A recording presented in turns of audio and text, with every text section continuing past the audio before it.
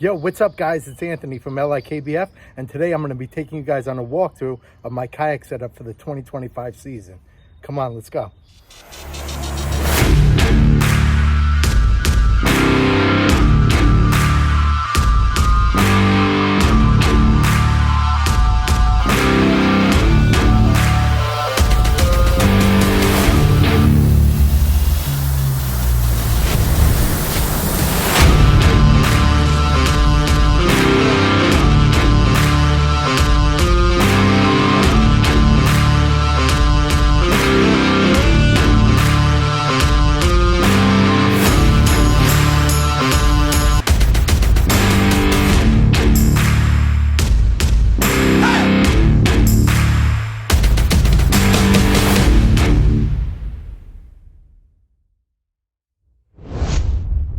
All right guys, so before we get into the kayak, I just want to show you, I got the kayak sitting on the Malone Micro Sport trailer. I've had this thing for about 4 years now, and it's awesome. It's a super light trailer.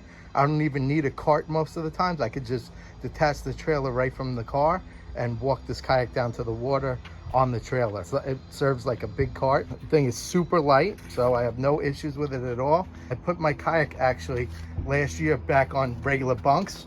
I had it on those Hobie cradles and they kept cracking, and it was very difficult to get the kayak on and off of the trailer with those cradles. Once I put it back on the bunks, I mean, it slides on and off of the trailer very smoothly. It rides better. The kayak bounces around a lot less when I'm going down the road.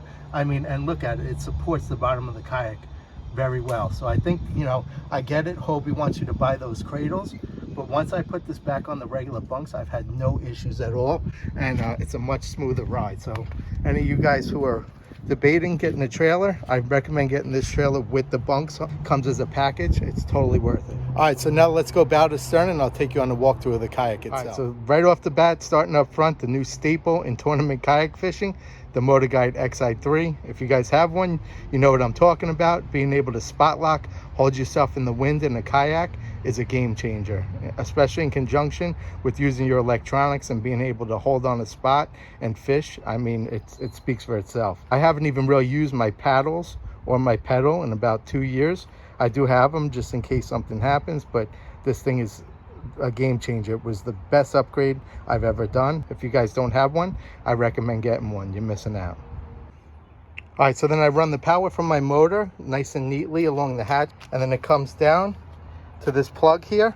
And I actually swapped out my plugs last year. I was having problems. So if you guys are having any issues with your motor not responding, it could be the plugs. My motor was going all haywire all over the place, and I changed out the plugs and it fixed it. So these were about 30 bucks. They're called Ginicon, I believe is the name brand. I got these off of Amazon. They're really good solid plugs. You turn them to release them.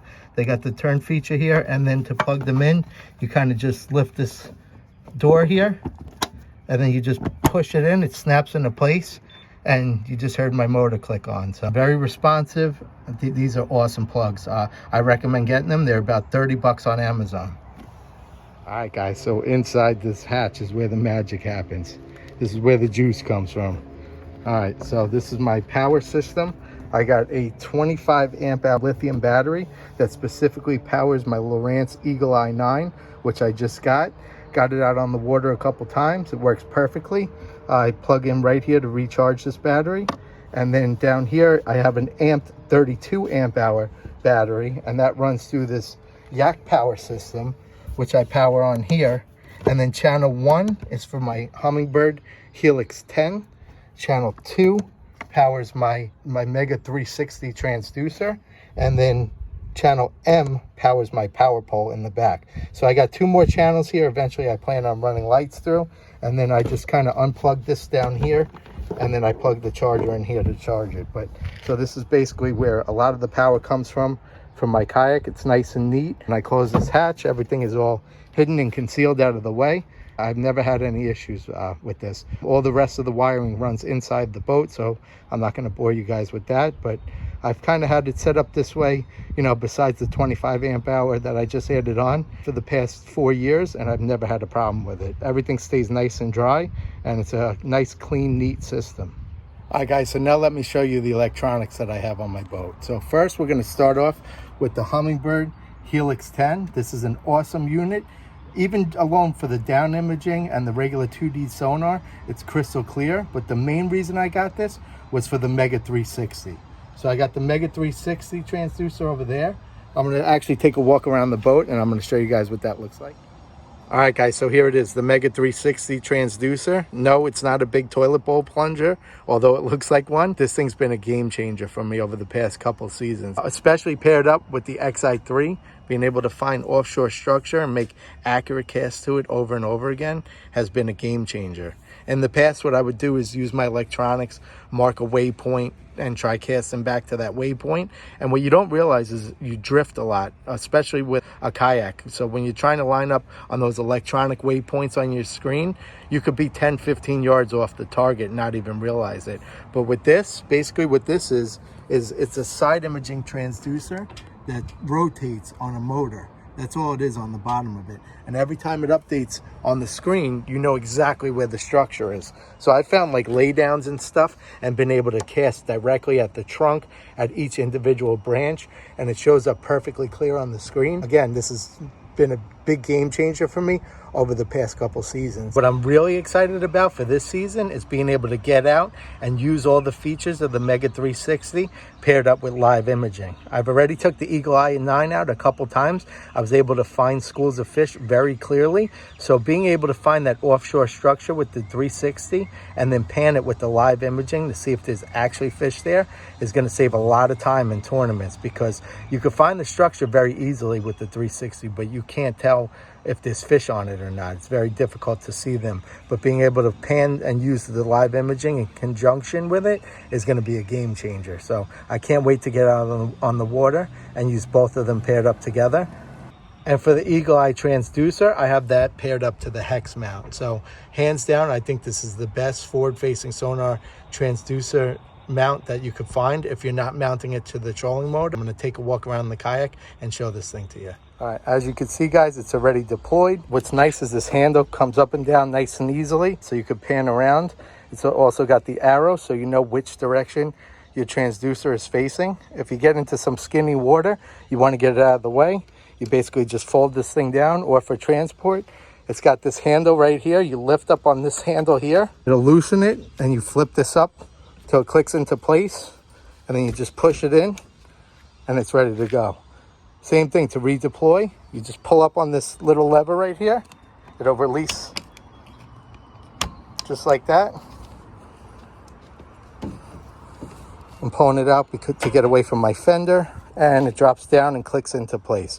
You pull it up and you're in business. So this thing is super nice. And then in order to take it completely off the kayak, you just click these two little tabs here, and it pulls up and removes right off the kayak. I unplug it, and I have a nice crate that it goes in off the way. I don't have to worry about it getting damaged going down the road. To put it back on, it's a little tricky. You got to line the two tabs back up and then click them back into place. One on each side, and now it's ready to rock and roll. Definitely an awesome piece of gear. And then I kind of run my cable through here. It comes up around, and all the extra cable for my transducer I kind of just put in the back of the Helix 10, and then that's basically it. And everything connects nice and neat, clean, out of the way. From the cockpit point of view, I mean, you got plenty of room there. You got access to that transducer. If I got to lift my Mega 360 up, loosen the ram ball, lift it up out of the way, I could get to everything very easily. And I got plenty of room to work in here, measure fish, and do what I need to do. So last thing I want to show you guys in the cockpit area, mounted to this mounting plate, is my fob for my power pole mounted here. So I could raise and lower my power pole right here without having to have a fob around my neck, because already around my neck I have my remote for my XI3. So I don't want to have a whole bunch of things around my neck. So I have that mounted right there. On the side of the seat, I got the Burley Pro mounts. These are awesome. I fit all sorts of soft plastics and stuff in there. The other side, this one here is made for tools and stuff. I put jigs or spinner baits, or I even hang jerk baits here sometimes when I'm swapping out jerk bait. You can put the treble hooks, they sit right there. These Burley Pro little side plates are awesome. Moving back, this is where I have my pedals, which I haven't used in God knows how long. I got them hooked up here. God forbid I ever went over. I have a carabiner hooked up here to the string that comes on it. So if I had to flip my kayak over and I lost everything, I at least have my pedals to get back safely. So those sit basically right behind my seat. I got the Hobie crate back here, holds 4 rods, which if you guys know me, that's a lot for me. I don't take a lot out on the water. I have another awesome piece of gear in here, my Dakota 10 amp power box. I use this thing to recharge my phone, recharge my GoPros, all sorts of things. I even use it at night. It's got a light built into it, so when I'm setting up my kayak, I don't have lights on it yet. This is what I use to light up my kayak. We just went on vacation down to Florida. We took this thing down by the pool.